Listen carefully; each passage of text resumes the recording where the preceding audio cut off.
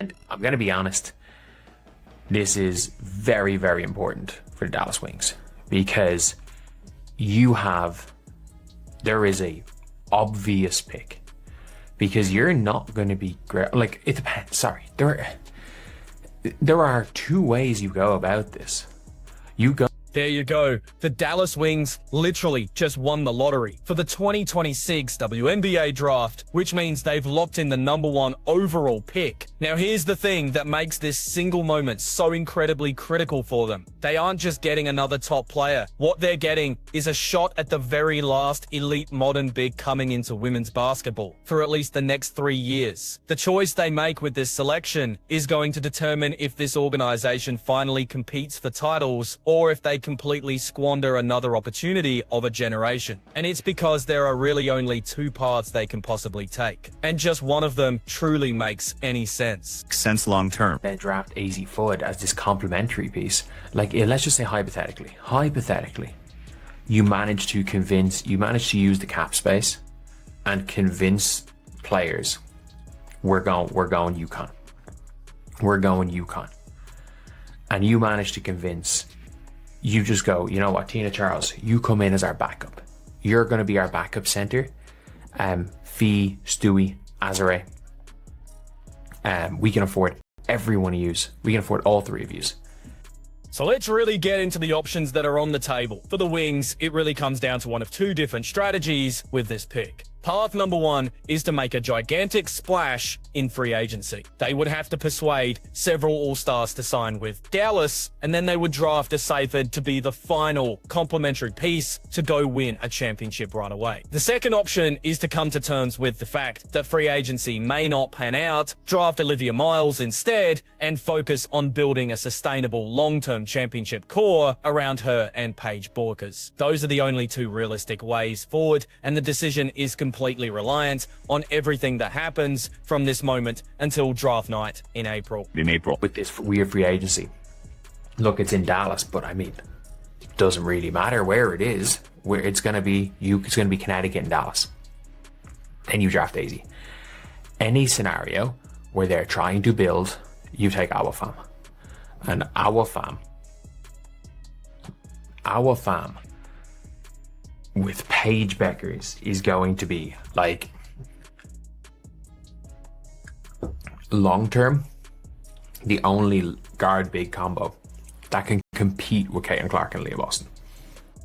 Here is the reason this decision carries so much weight. Olivia Miles and Paige Bueckers together are the single guard big pairing in college basketball at this moment that has the genuine potential to one day go toe-to-toe with the duo of Caitlin Clark and Aaliyah Boston. We're not talking about right away, not in their first year, but maybe 3 to 4 years into the future when both of those players are finishing up their initial rookie deals. That pairing could seriously be in the hunt for championships. Now Paige has some developing to do before she hits the levels of rookie year Caitlin Clark. And Olivia needs to make up a lot of ground to be considered on par with Aaliyah Boston. But the potential path forward is clearly there. The groundwork has been laid.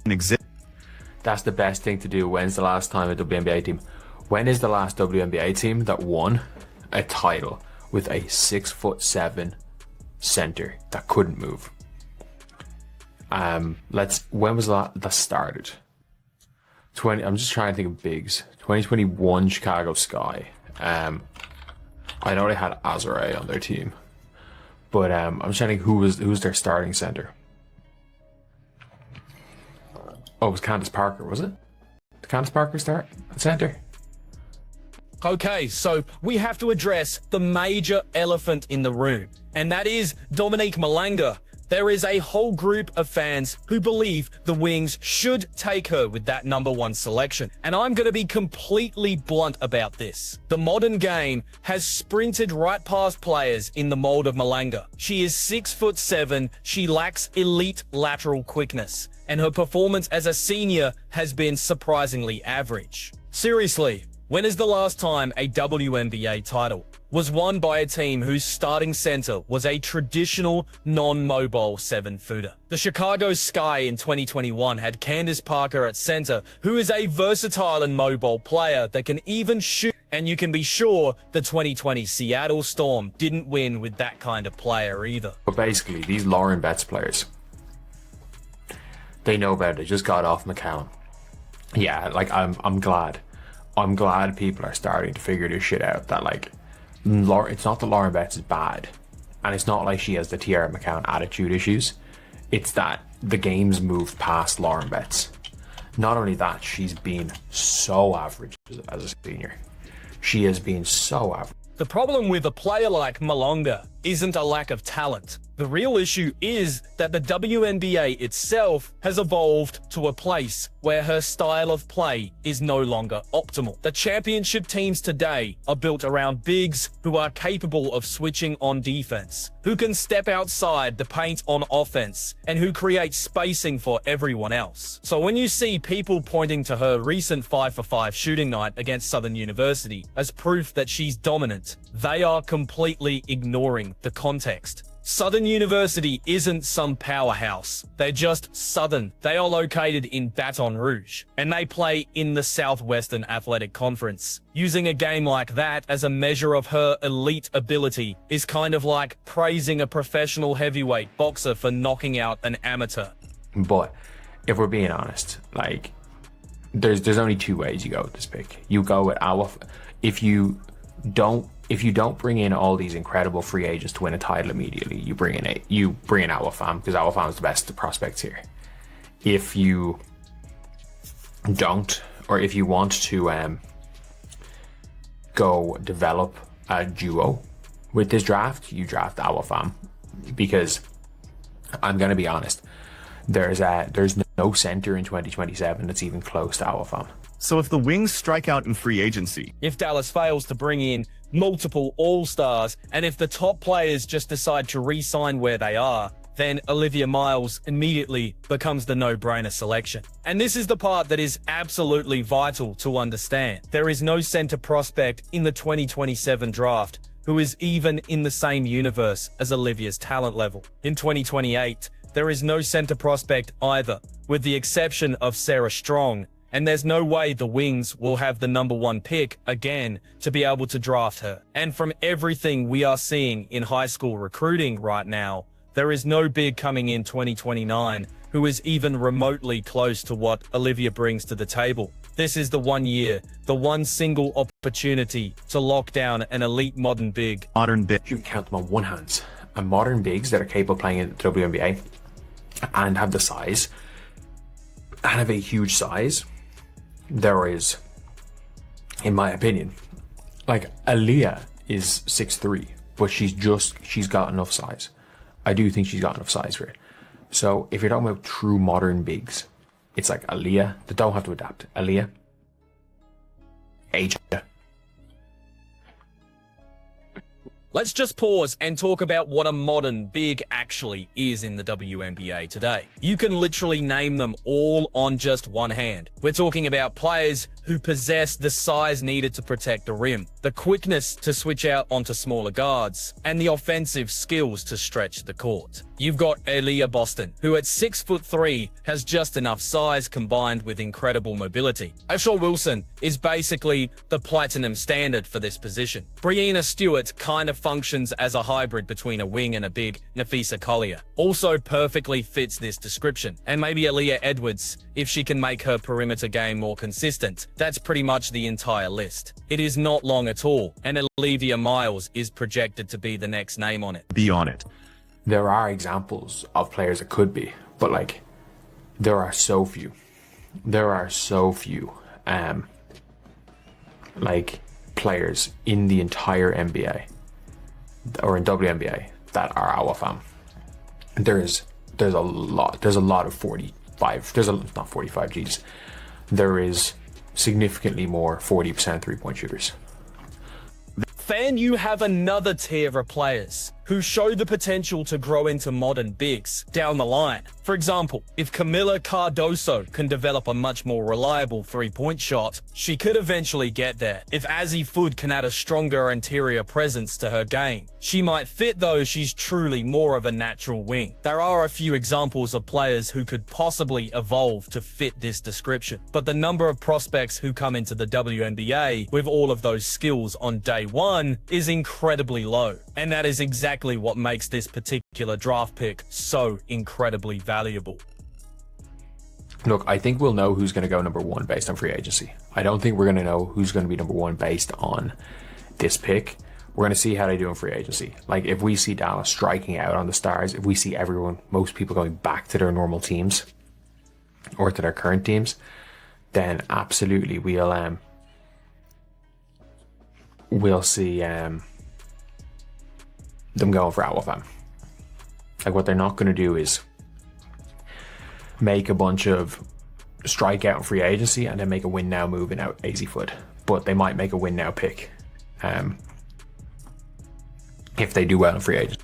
Now, this is the part where free agency flips the entire script.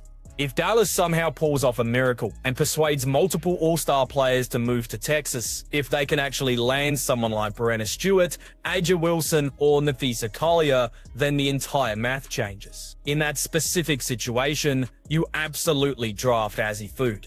You bring on a player who shoots 40% from three, who can thrive playing off the ball, who creates acres of space, and who immediately complements the stars you just signed. You'd be constructing a roster that's meant to win right now. But here's the catch. That plan only works if every single free agency domino falls perfectly in your favor. And we're going to have the answer to that question well before the draft even happens. The honest truth is that we're not going to figure out who Dallas will take with the first pick because of tonight's lottery results. We're going to know based on what unfolds in free agency over these next couple of months. If we start seeing Dallas miss out on all the big-name free agents, if we see those stars re-signing with their old teams or heading to different cities, then the path forward becomes painfully obvious. They will draft Olivia Miles. They will be building for 3 or 4 years into the future, not for next season. But if we see Dallas making huge splashes, if they somehow manage to convince a couple of all-stars that Texas is the new destination, then Azzi Fudd is the pick that makes all the sense in the world. As the final piece, what you cannot do is strike out completely in free agency and then still make a win-now draft pick. That's the exact recipe for how organizations waste generational talent. That is how you get stuck with a confused roster that isn't good enough to compete now and has no real foundation to build on for the future. The one thing Dallas cannot do, under any circumstances, is draft Dominique Malanga. If they pick her with the number 1 selection, they might as well hang up a banner that says they're still stuck in the past. The league has evolved beyond traditional, slow-footed centers who can't switch on defense or space the floor. Championship-level teams simply do not win with that style of play anymore. The proof is everywhere you look. Just think about the incredible position this puts the Wings franchise in. They've got the cap space, they've got the number 1 pick. Every single team in the league is facing massive free agency questions. Because of how many stars are on the market, the WNBA hasn't been this wide open in a very long time. Any team could make a run for a title next season if they play their cards right. Dallas has all the assets they need to be aggressive.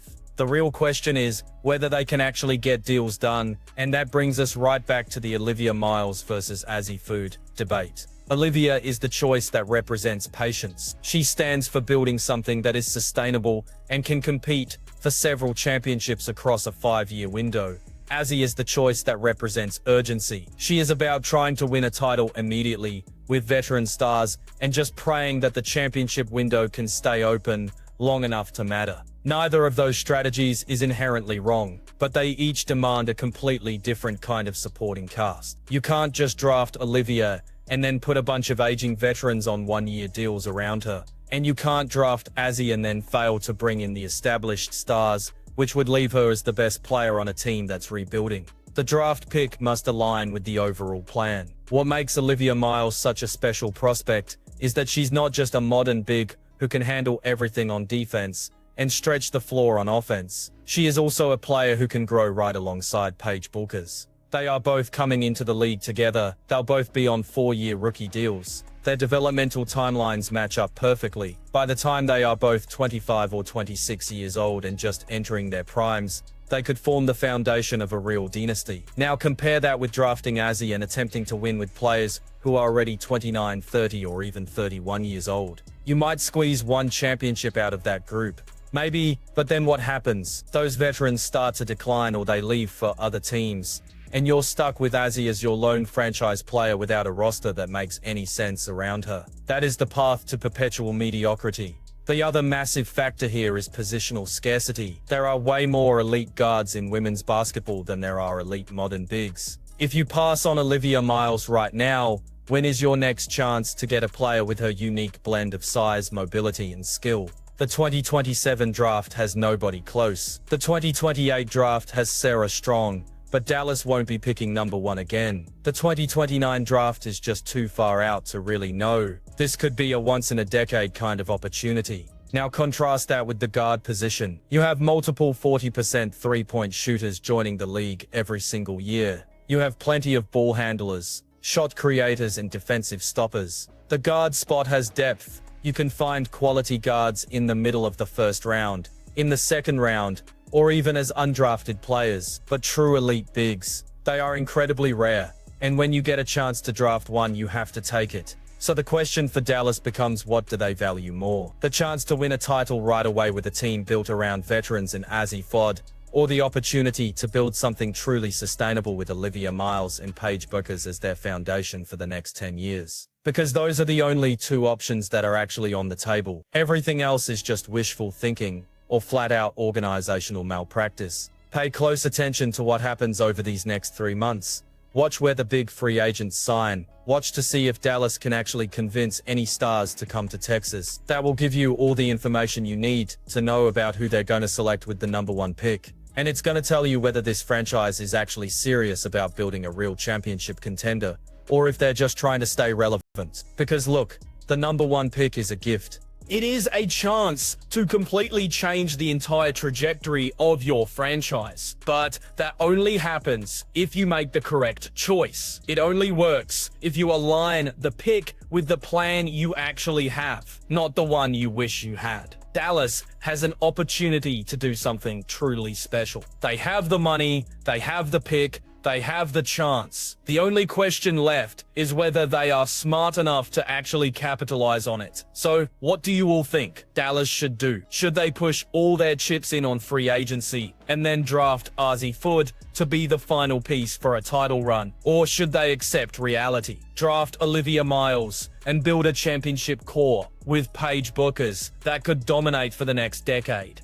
Let me know what you think down in the comments, because this one decision is going to define the Dallas Wings franchise for at least the next 5 years. And if you want to see even more WNBA draft analysis as we get closer and closer to April, make sure you hit that subscribe button. We are going to be breaking down every single prospect, every team's needs, and every potential trade scenario from now until the draft.